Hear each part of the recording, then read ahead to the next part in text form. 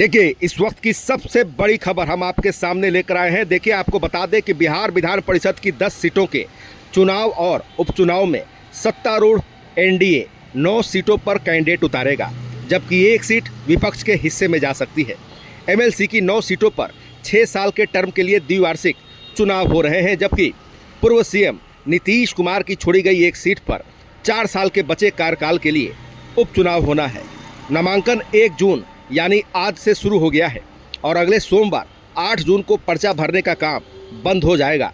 अगर कैंडिडेट 10 ही रहे तो सभी निर्विरोध जीत जाएंगे, नहीं तो 18 जून को मतदान और शाम में गिनती के साथ नतीजे भी आएंगे। खाली 10 सीटों में 5 जदयू, 2 भाजपा और राजद और 1 सीट कांग्रेस के पास थी।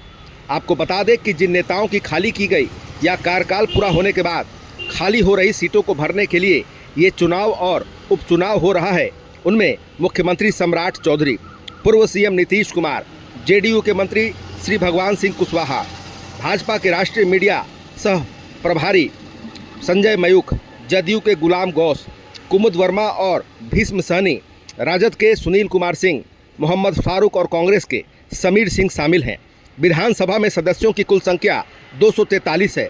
जिस लिहाज से उपचुनाव वाली एक सीट पर 202 विधायकों वाले एनडीए गठबंधन के कैंडिडेट की विजय निश्चित है। 9 सीटों के उपचुनाव में एक सीट जीतने के लिए कम से कम 25 विधायकों की पहली वरीयता के वोट चाहिए। 202 विधायकों वाले एनडीए को 9 में 8 सीट मिल जाएगी। एक सीट विपक्ष से कोई कैंडिडेट निकाल सकता है। विपक्ष में महागठबंधन के 35 विधायकों के अलावा असुद्दीन ओवैसी और मायावती की पार्टी के 6 कुल 41 विधायक हैं। एनडीए में एमएलसी चुनाव को लेकर बातचीत और बैठकों का केंद्र भाजपा और जदयू बनी हुई है। सोमवार को जेडीयू अध्यक्ष और पूर्व सीएम नीतीश कुमार, पार्टी के कार्यकारी अध्यक्ष संजय झा और डिप्टी सीएम विजय कुमार चौधरी के आवास पर गए। सम्राट चौधरी भी हाल में दिल्ली से लौटे हैं और लौटते ही नीतीश से मिलने गए थे। दिल्ली में भाजपा के कैंडिडेट चयन को लेकर मंगलवार को एक बैठक होने की चर्चा है। सूत्रों के मुताबिक 9 सीटों के चुनाव और 1 सीट के उपचुनाव में एनडीए 9 कैंडिडेट देगी। इसमें भाजपा 4 सीट और जदयू 3 सीट लड़ेगी। बची हुई 2 सीटों में 1 सीट चिराग पासवान की लोजपा रामविलास और 1 सीट उपेंद्र कुशवाहा की राष्ट्रीय लोक मोर्चा को मिलेगी। जीतन राम मांझी को कोई सीट नहीं दी जाएगी। सूत्रों के मुताबिक एनडीए कैंप में 3 नाम तय माने जा रहे हैं। नीतीश कुमार के बेटे और स्वास्थ्य मंत्री निशांत कुमार एमएलसी बनेंगे, लेकिन वो शायद अपने पिता की खाली सीट पर उपचुनाव के बदले 6 साल टर्म वाली सीट पर द्विवार्षिक चुनाव लड़ें। उपेंद्र कुशवाहा के बेटे दीपक प्रकाश कुशवाहा का भी नाम तय है, जो दूसरी बार मंत्री बन गए हैं, लेकिन अभी तक किसी सदन के सदस्य नहीं बन सके हैं।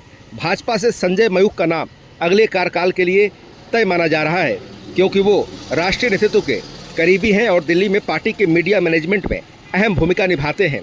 बाकी 5 सीटों के लिए भाजपा, जेडीयू, लोजपा रामविलास में चर्चा जारी है। चिराग पासवान की पार्टी लोजपा रामविलास को जो 1 सीट मिलेगी, उससे विधानसभा चुनाव हारे उनके भांजे सीमांत मिडाल या फिर पार्टी के नेता हुलास पांडे या अशरफ अंसारी में कोई एक एमएलसी बन सकते हैं। जदयू को निशांत के अलावा 2 और नाम तय करना है।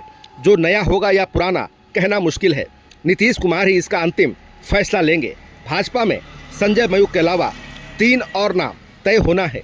इसके लिए प्रदेश से 1 दर्जन नाम का पैनल दिल्ली भेजा गया है, जिस पर निर्णय लेने के लिए कल एक बैठक होनी है। बीजेपी से दिल्ली भेजे गए नाम में संजय मयूख के अलावा अन्य कई बड़े नाम शामिल हैं। तो फिलहाल खबर में इतना ही। बने रहिए दिलचस्प बड़ी खबरों के लिए दर्डर के साथ। आपको हमारा वीडियो पसंद आया हो लाइक शेयर कमेंट जरूर कीजिएगा। आपने अभी तक इस चैनल को सब्सक्राइब फॉलो नहीं किया, कृपया तुरंत कर लें। धन्यवाद।